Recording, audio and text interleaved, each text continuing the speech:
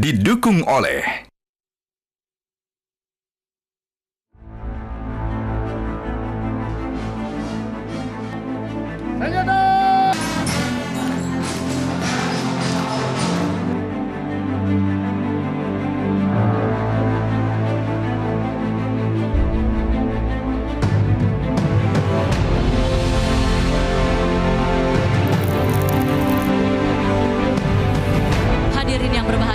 sampaikan bahwa tim terjun payung mengibarkan bendera foto Presiden Republik Indonesia dan foto Menteri Pertahanan Republik Indonesia.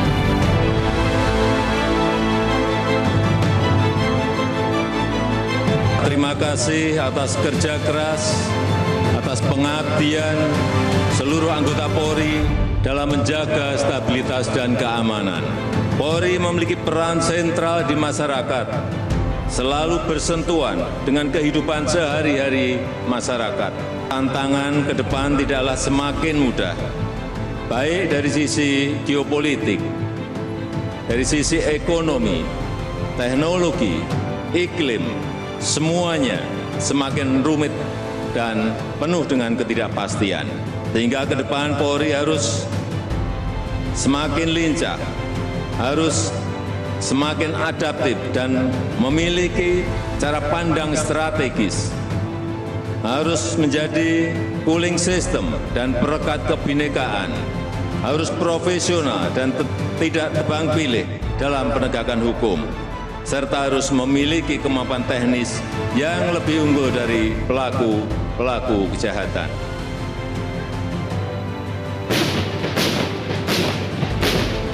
Terima kasih Presiden Republik Indonesia, Bapak Joko Widodo.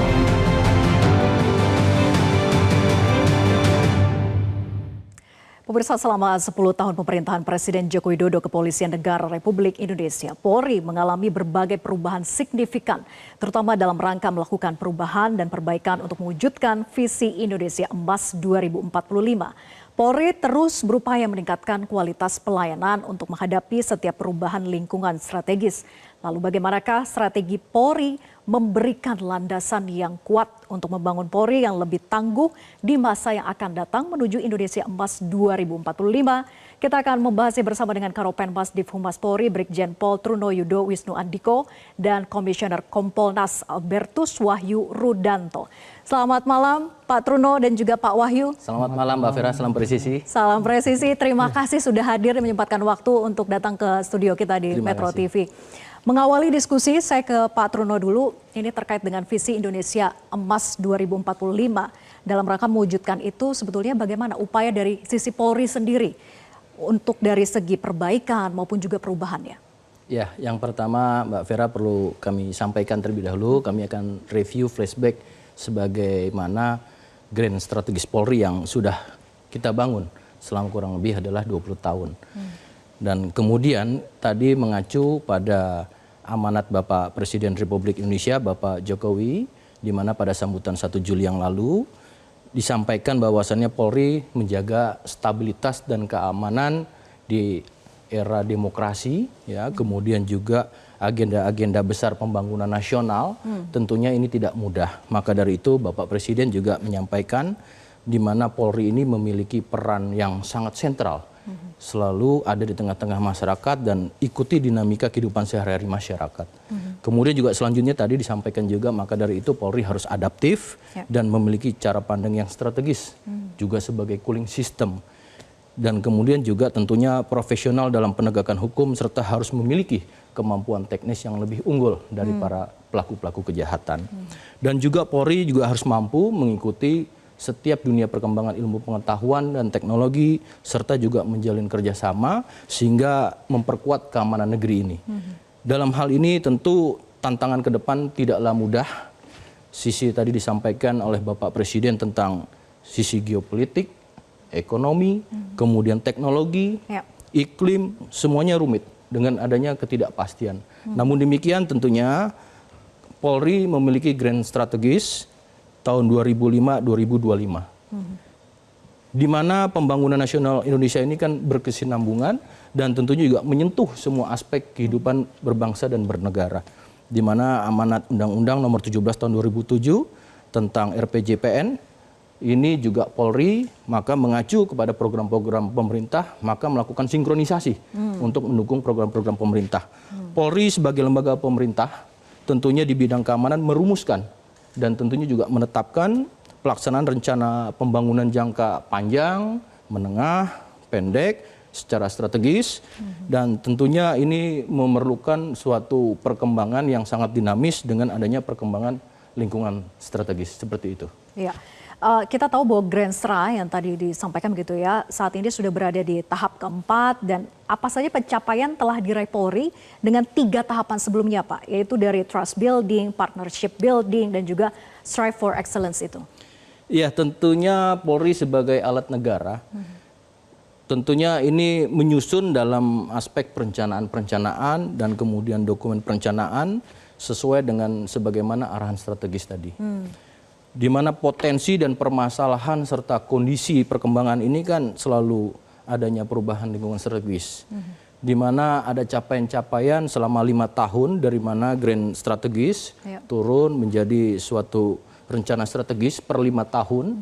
Pada tahap 5 tahun pertama itu adalah trust building, kemudian juga partnership building, dan sekarang sudah memasuki tahap 3 dan 4 menjelang 2025 adalah pada tahapan strive for excellence. Nah tentunya dinamika dengan perkembangan lingkungan strategis ini kita juga akan menghadapi di tahun 2025 nanti kita sedang akan menyusun.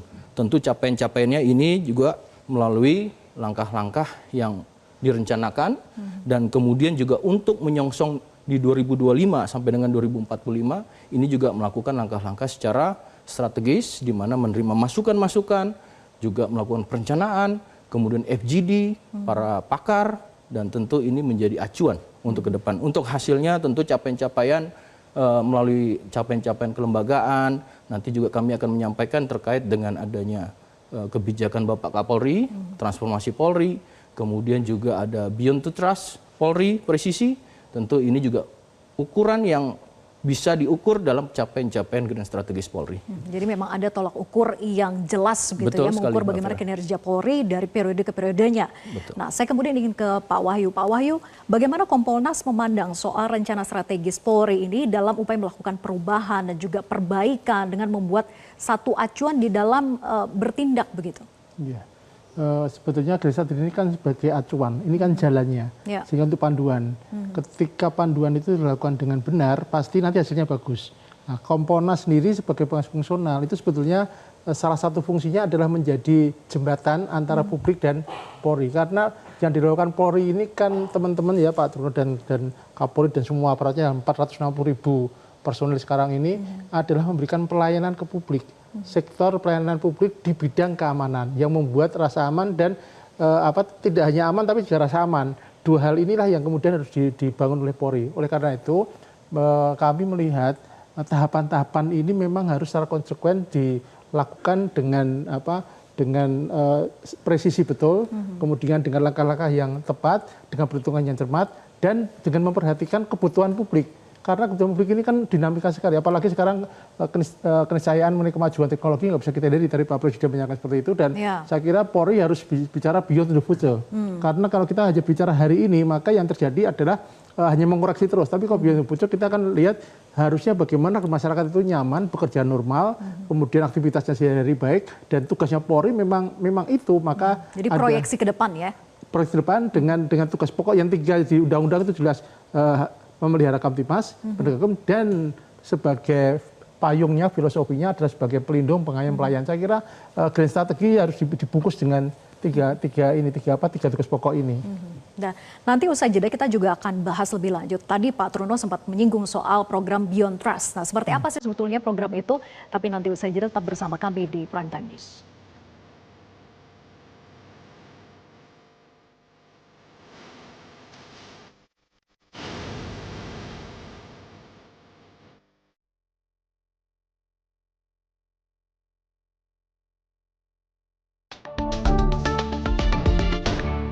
Didukung oleh Kembali bersama kami, saya lanjutkan diskusi, saya ke Pak Truno. Jadi program yang sudah diluncurkan pada 2024, Beyond Trust, Presisi, itu seperti apa sebetulnya dan apa tujuan dari program ini, Pak? Ya, sebelumnya kami jelaskan Bapak Kapolri, Jenderal Polisi Listio Sigit Prabowo, memiliki 4 kebijakan dan 16 program. Di mana 4 kebijakan ini adalah merupakan transformasi Polri, yaitu organisasi, operasional, pelayanan, dan pengawasan. Dalam 16 kegiatan ini, terus kemudian menjadi ada suatu program Beyond Trust Presisi. Ini ada dua tahapan, di mana lebih mengedepankan dengan 4 kebijakan yang sama, transformasi operasional, organisasi, pelayanan publik, dan pengawasan. Pada periode 1 November 2022 sampai dengan 31 Desember 2023, ini ada 8 program yang menjadi suatu prioritas, yaitu membangun budaya integritas organisasi, kemudian kedua menerapkan sistem pemolisian berbasis digital, dan selanjutnya ketiga mengembangkan sumber daya manusia unggul, menciptakan suasana kondusif di masyarakat, sampai dengan memantapkan pemeliharaan Kamtipmas, mengoptimalkan penegakan hukum yang humanis, meningkatkan pelayanan publik, serta mengoptimalkan pengawasan. Nah, semua ini menjadi bagian daripada 4 kebijakan dan program. Kemudian juga pada tahun ini, 2024, periode pada 26 Januari sampai dengan 30 September, itu juga tetap transformasi 4 tadi, organisasi, operasional, pelayanan publik, dan pengawasan, di mana 8 program menjadi prioritasnya di sini adalah menerapkan sistem pemolisian berbasis digital, mengembangkan sumber daya manusia unggul, menciptakan suasana kondusif di masyarakat, memantapkan pemeliharaan Kamtipmas, kemudian mengoptimalkan penegakan hukum yang humanis, yang keenam adalah meningkatkan pelayanan publik, dan ketujuh mengoptimalkan pengawasan. Setiap kegiatan pada program-program ini memiliki landasan untuk bekerja yang kemudian juga bisa terukur. Untuk pada periode terakhir saja, survei nasional per Agustus, ini persepsi publik dan tingkat kepuasan melalui program Beyond Trust, ini dapat terlihat jelas terjadi adanya peningkatan kepercayaan publik terhadap kinerja Polri berdasarkan survei yang secara nasional oleh Indonesia Development Monitoring atau IDM. Untuk tingkat aksesibilitas citra positif Polri ini sebesar 90,2%. Kemudian tingkat kepuasan pada program penegakan hukum ini ada 84,6%, sedangkan 82,6% pada tingkat kepuasan memelihara Kamtipmas, dan kemudian 80,7% adalah tingkat kepuasan pelayanan publik Polri. Tentu capaian-capaian ini juga tidak terlepas selain daripada kegiatan-kegiatan yang kita lakukan, yaitu adanya kerjasama. Sebagaimana Bapak Presiden tadi, Bapak Kapolri tentunya breakdown apa yang menjadi harapan Bapak Presiden, tentu menjadi harapan masyarakat juga secara umum. Tentunya ini dalam tingkatan-tingkatan pelayanan kepuasan publik, ini khususnya di bidang pelayanan kita membuat suatu capaian-capaian. Nah, capaian ini siapa yang menilai, Pak Truno? Iya, dalam capaian-capaian ini tadi kita lihat adalah dari terukurnya melalui survei, namun kemudian secara implementatif ya, kami juga memiliki data. Dalam capaian selama periode 2014 sampai dengan 2024, ini ada capaian-capaian yang khususnya di bidang kelembagaan, sumber daya manusia, kemudian juga sarana prasarana, ada digitalisasi pelayanan, kemudian penegakan hukum, dan pengawasan serta pemeliharaan keamanan dan ketertiban masyarakat. Salah satu contoh dalam kelembagaan yang terakhir kita sudah pernah menyampaikan, bahwasannya dengan adanya dinamika tadi, dengan lingkungan strategis yang berkembang, ada kebutuhan beberapa struktural maupun juga instrumen, terbentuknya Direktorat PPA dan PPO, serta ada 8 Polda yang juga sekarang sudah memiliki direktorat sendiri, yaitu adalah Direktorat Reserse Siber. Tentu ini berbasis pada apa yang menjadi kebutuhan masyarakat dan perkembangan lingkungan strategis yang ada, seperti itu. Baik, jadi atas capaian tersebut kemudian dievaluasi, dinilai oleh survei. Survei ini apakah menggunakan lembaga internal atau eksternal? Ya, ini lembaga eksternal ya, secara independen adalah IDM, Indonesia Development Monitoring, dan tentunya ini dinamis ya. Kadang-kadang juga ada yang memang memiliki pengaruh terhadap kegiatan-kegiatan di lapangan, ya tentunya secara tingkat yang menjadi tolak ukur ini menjadi kepuasan adalah adanya tadi seperti capaian-capaian yang secara instrumen ataupun struktural ataupun kegiatan-kegiatan baik itu kelembagaan, peningkatan sumber daya manusia, sarana prasarana. Salah satunya saja sarana prasarana seperti Bapak Kapolri sangat intens sekali ya terkait dengan ruangan-ruangan layanan pada kaum rentan. Misalnya para kaum disabilitas. Jadi sudah hampir pada data kami saja ini sudah ada 2.404 ruang ramah anak ya.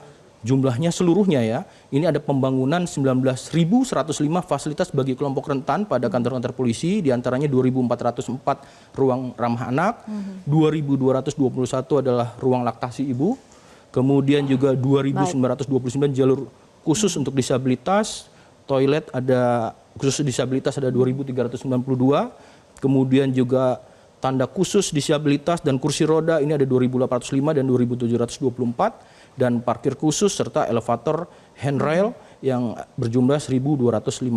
Tentunya ini bagian daripada bagaimana untuk meningkatkan pelayanan dan menuju kepada persepsi kepuasan publik. Baik, saya ke Pak Wahyu. Pak Wahyu tadi disampaikan Pak Truno begitu ya, ada program Beyond Trust Presisi 2024 dan itu sangat banyak sekali rincian programnya, tetapi juga ada indikatornya bagaimana mengukur keberhasilan dari program tersebut dan bahkan melibatkan juga lembaga survei eksternal.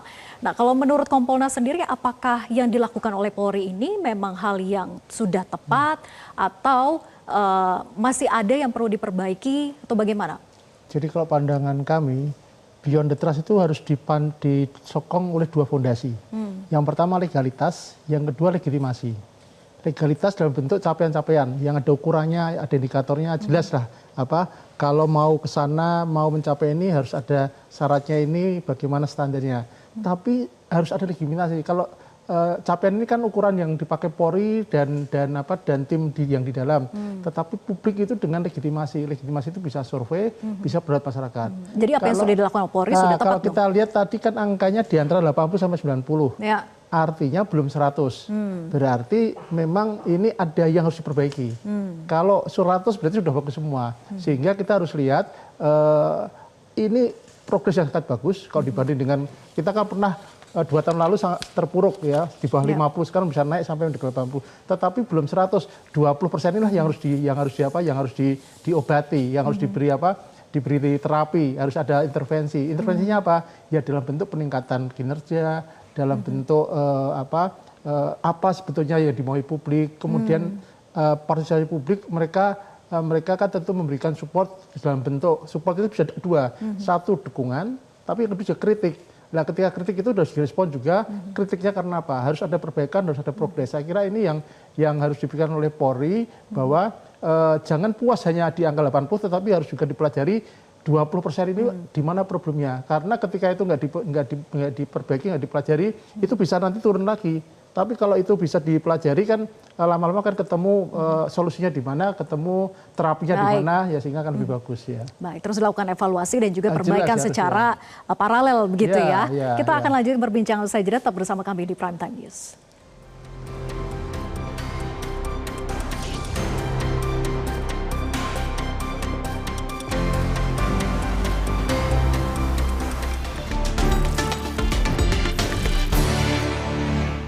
Didukung oleh. Kembali kita lanjutkan perbincangan, saya ke Pak Truno. Pak, pada 14 Oktober lalu Presiden Jokowi menganugerahkan tanda kehormatan Nugraha Sakanti kepada 7 satuan Polri. Dan bisa dijelaskan makna tanda kehormatan ini apa sebetulnya? Ya, sebelumnya perlu kami jelaskan, sekira tahun 1961, tanggal 14 November, Polri pernah menerima anugerah yaitu Sakanti Jana Utama. Sekira tahun 1961, 14 Oktober yang lalu, itu juga merupakan bagian apresiasi yang paling tertinggi yang diberikan oleh Bapak Presiden, yaitu adalah Nugraha Sakanti. Ada 7 satuan yang menerima, dari mulai satuan dari Korbrimob, Baharkam, kemudian ada Korlantas, ada Densus 88, ada Divhub Inter, ada Pusdokes, ada Densus 88. Semua ini berdasarkan pada kinerja yang luar biasa pada satuan, untuk tingkat satuan, bagaimana berdedikasi kepada masyarakat, bangsa dan negara sehingga dianugerahi suatu anugerah Nugraha Sakanti. Tentunya ini sebagai suatu amanah, Bapak Kapolri selalu menyampaikan, dan kemudian juga suatu apresiasi yang juga bisa memotivasi kepada satuan-satuan lain menjadi hakikatnya fungsi apa yang menjadi fungsi pelayanan Polri berbasis pada pelayanan. Nah ini menarik ya Pak Truno, bukan hanya Presiden memberikan kepada Satuan Polri, tetapi juga Polri memberikan kepada Presiden begitu ya, penganugerahan medali kehormatan Lokap Raja Samraksana dari Polri. Ini apa arti medali kehormatan Lokap Raja Samraksana ini kepada Presiden Jokowi? Ya, Lokap Raja Samraksana adalah berbahasa Sanskerta. Artinya sesuatu hal dedikasi yang memberikan perlindungan kepada masyarakat, bangsa, dan negara. Pada konteks ini adalah Bapak Presiden Republik Indonesia, Bapak Jokowi, telah mengembangkan organisasi Polri, sehingga Polri pada konteks tugas dan fungsinya, baik itu Harkamtipmas, perlindungan, pengayoman, pelayanan, dan penegakan hukum, ini melalui organisasi Polri dikembangkan sama beliau sesuai dengan ekspektasi yang diharapkan oleh masyarakat. Perkembangan secara instrumen dan struktural, tadi yang kami sebutkan seperti salah satunya ada Direktorat PPA, PPO, dan banyak lagi kelembagaan yang lain yang berkembang, termasuk BRIMO, Polda. Dan inilah yang membuat adanya penganugerahan Bapak Kapolri kepada Bapak Presiden, di mana selama 10 tahun kepemimpinan Bapak Presiden Republik Indonesia, Bapak Jokowi, ini secara organisatoris di Polri dikembangkan oleh beliau sehingga kita lebih maksimal dalam memberikan pelayanan kepada masyarakat serta perlindungan dan juga penegakan hukum. Jadi apresiasi atas political will-nya, leadership-nya begitu ya? Betul sekali. Oke, baik. Selanjutnya saya ke Pak Wahyu. Masukan dari Kompolnas untuk membangun Polri yang lebih tangguh di masa yang akan datang menuju Indonesia Emas 2045. Seperti apa Pak Wahyu? Menuju Indonesia Emas itu harapan kita semua. Jadi bukan hanya harapannya Polri tapi harapannya masyarakat. Polri sebagai bagian dari entitas negara yang dia harus mensupport apa yang menjadi cita-cita itu dalam sektornya Polri, yaitu pelayanan sektor keamanan, maka yang dilakukan Polri ya harus menata apa yang sekarang ini menjadi kebutuhan publik. Yang dirasa oleh publik sekarang ini masih banyak kritik, misalkan masih ada keluhan mengenai pelayanan yang buruk yang kami terima ya, kemudian keluhan perilaku dan sebagainya. Saya kira temuan-temuan oleh publik itu harus direspon dengan positif dan kemudian dilakukan langkah-langkah untuk menuju yang lebih bagus. Kalau itu tidak dilakukan, maka yang terjadi masyarakat akan muak. Tapi kalau itu dilakukan, masyarakat akan memberikan support dan nanti tentu angka 80 akan naik kalau itu ada support dari publik. Baik, selanjutnya saya ke Pak Truno terkait dengan langkah-langkah ke depan yang akan ditempuh oleh Polri. Adakah strategi khusus misalnya dalam 10 tahun ke depan seperti apa langkah Polri untuk bisa menuntaskan bahkan mewujudkan visi Indonesia Emas 2045 itu? Ya, tadi saya review terkait dengan Grand Strategis Polri sampai dengan 2025.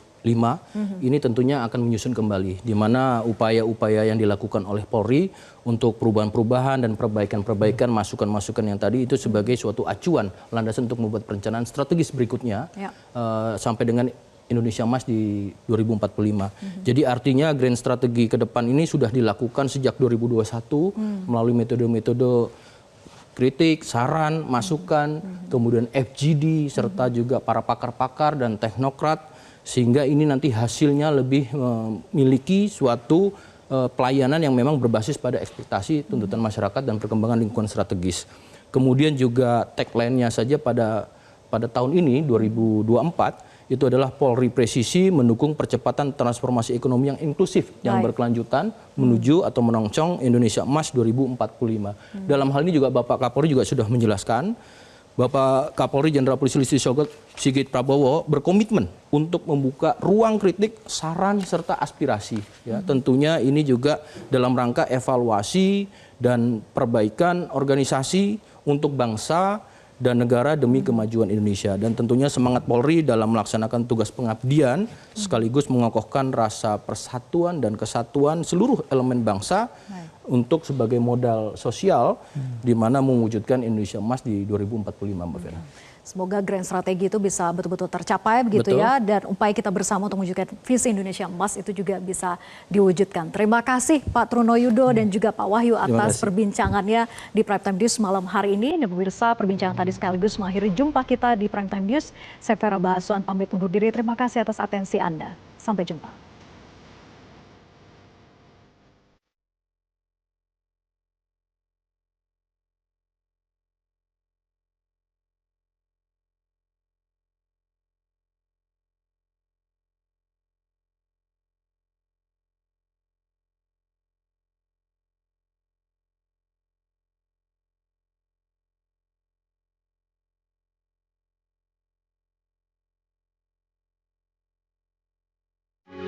Metro TV